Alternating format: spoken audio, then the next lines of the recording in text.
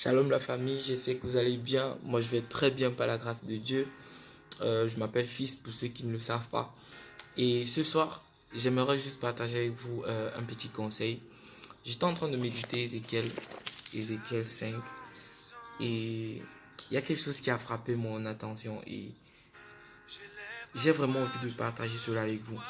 La Bible dit, je vais lire vite fait, Ézéchiel 5, il dit: et toi, fils de l'homme, prends un instrument tranchant, un rasoir de barbier, prends-le et passe-le sur ta tête et sur ta barbe. Prends-en une suite, une balance apaisée et partage tes cheveux. Ensuite, il dit, genre les cheveux qu'il a coupés, il prend un tiers, il brûle, un autre, il disperse dans la ville, dans les moindres coins de la ville, et un autre, il partage au vent. Je ne vais pas entrer dans les profondeurs, genre dans la profondeur du message pour savoir vraiment pourquoi Dieu demandait de faire tout ça. Mais je voulais juste vous attirer l'attention sur l'ordre que Dieu donne.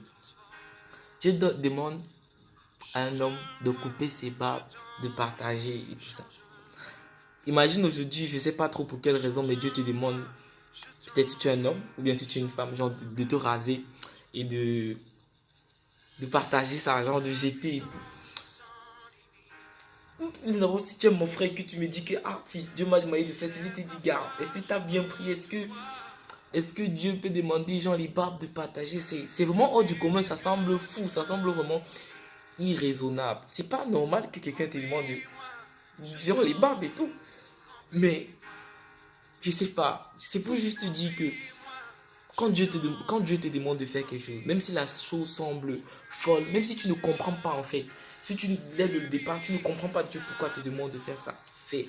Parce que quand tu te mets à servir Dieu, c'est pas quelque chose, c'est pas genre des, c'est pas quelque chose que tu as l'habitude de faire. C'est le nature, c'est quelque chose. En fait, c'est la vie de Dieu qui vient en toi. Et c'est une autre, tu deviens une autre personne. Tu commences à faire des choses hors du commun. Tu commences à faire des choses vraiment des choses que les hommes ne comprennent pas forcément. Parce qu'imagine, genre, moi je me vois, quand j'ai lu ces messages, je dis, essaye un peu de te raser et tout. Tu partages le truc. Dans la tête, ça passe pas trop. On dit, mais gars, tu es fou, ma mère va m'appeler depuis le Cameroun pour dire que, je dis, hein, papa, c'est comment? Qu'est-ce qui s'est passé? C'est grave. Parce que imagine, genre, le truc. Vraiment, je veux qu'on prenne l'aspect terre à terre du message. Regarde ce que Dieu demande de faire. Dieu est si puissant. Et vraiment, quand Dieu te demande de faire un truc, fais-le. Ne regarde pas à gauche, à droite, ne regarde pas la situation, ne regarde pas la difficulté, ne regarde pas tout ça. Dis Seigneur, si tu m'as parlé, alors j'exécute. Je fais. C'est toi le Père, c'est toi qui me connais, tu me connais mieux que personne. J'exécute. Aujourd'hui, genre, il y a les gens, ils vont dire que toi tu es devenu chrétien, tu exagères, Dieu par-ci, Dieu par-là, Dieu par-là, Dieu, tu exagères et tout. Je vais vous dire un truc. Moi, Dieu m'a ouvert les yeux sur cette chose-là. Sur genre le fait qu'on vient te dire, ah non, tu exagères, tu es devenu chrétien, machin, tout ça. Frère, Dieu dit qu'il viendra prendre son épouse. Il viendra prendre sa femme. Et il va aller fêter 7 ans avec sa femme et 1000 ans. Genre, la fête du mariage, c'est 7 ans. Et on va dire que les noces, c'est 1000 ans. Bien aimé. Bien aimé. Dieu vient prendre l'épouse. Ça veut dire, et la base du mariage, c'est l'amour. Ça veut dire, on est amoureux de Dieu. Dieu est amoureux de nous.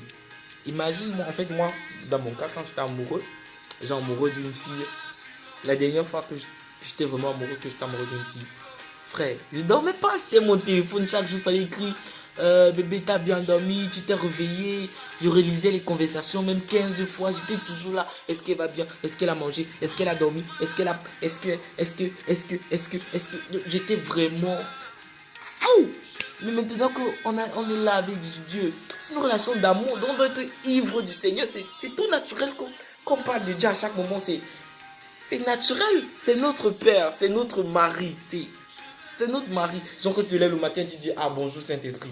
Il ne te répond pas, il dit, toi tu aimes trop faire les caprices. Hein. C'est parce que tu m'aimes, n'est-ce pas? Genre, vivons vraiment la relation avec Dieu, vraiment, de manière, genre, c'est Dieu, on est amoureux, gars, c'est pas.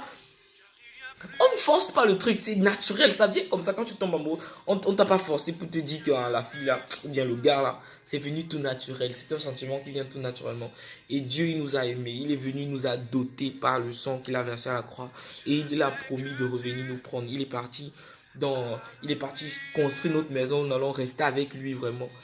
Et vraiment, le petit conseil que je voulais donner par cette vidéo, c'est vraiment de, quand Dieu te demande de faire un truc, fais. Ne regarde pas à gauche, à droite, qu'est-ce qui se passe. Fais, fais et fais. Et soyons amoureux du Seigneur. Vraiment, soyons amoureux du papa là, parce qu'il est trop bon en fait. Genre, faut jouer même les jeux, genre, les jeux quand tu étais amoureux là, genre, je sais pas, bon, si tu amoureux, bon. Si tu, quand tu étais amoureux, peut-être comme moi, quand tu étais amoureux, peut-être, genre, de la fille ou du garçon, les jeux, genre, les trucs, genre, le regard seulement, vous jouez avec les regards et tout. Avec Dieu, deux fois, tu prends, tu dis, ah, Saint-Esprit, tu regardes, tu veux me parler, tu essaies un peu de faire les manières. Tu dis, ah, Dieu, toi aussi là, hein. Tu fais les trucs en fait, parce que c'est, ça coule naturellement. Vraiment, soyons amoureux du Seigneur. Et peu importe ce que les gens vont dire, ça ne nous regarde pas. C'est Dieu qui connaît nos cœurs. C'est Dieu qui connaît ce que nous vivons dans le secret. C'est Dieu qui nous connaît. Et il nous aime. Il nous aime. Et quand il te demande de faire un truc, mon gars, ma soeur, fais-le. Bien aimé, comme j'aime dire. Faisons-le pour la gloire de Dieu. Que Dieu vous bénisse abondamment. C'était fils. C'était juste un petit moment de partage avec vous. Et vraiment que Dieu vous bénisse. Je vous aime gros comme ça. Portez-vous bien.